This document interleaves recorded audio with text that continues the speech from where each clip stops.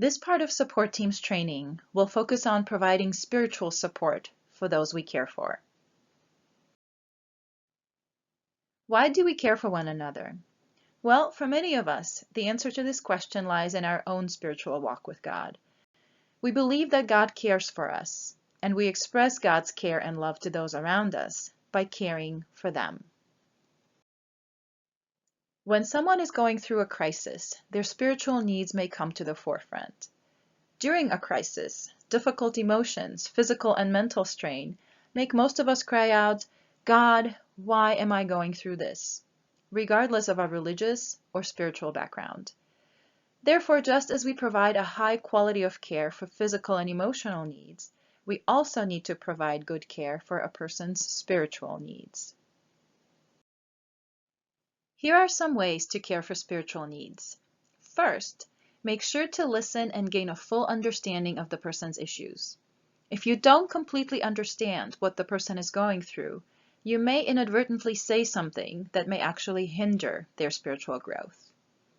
And then meet them where they are.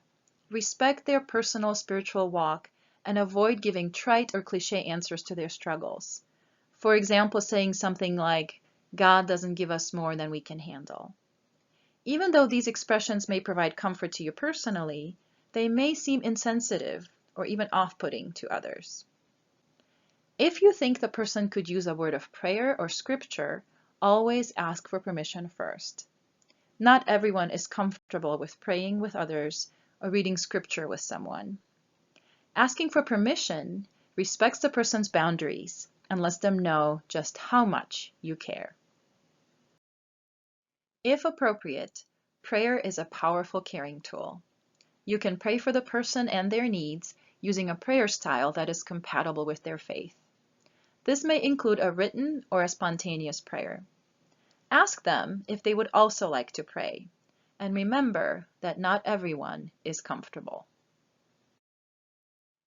Share a passage from the Holy Scripture appropriate for the person's faith affiliation.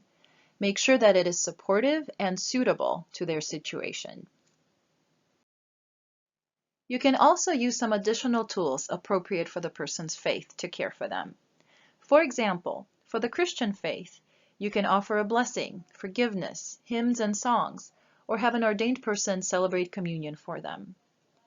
If you're not familiar with the person's faith, ask for permission to contact their clergy or congregation for additional ways to care for their spiritual needs.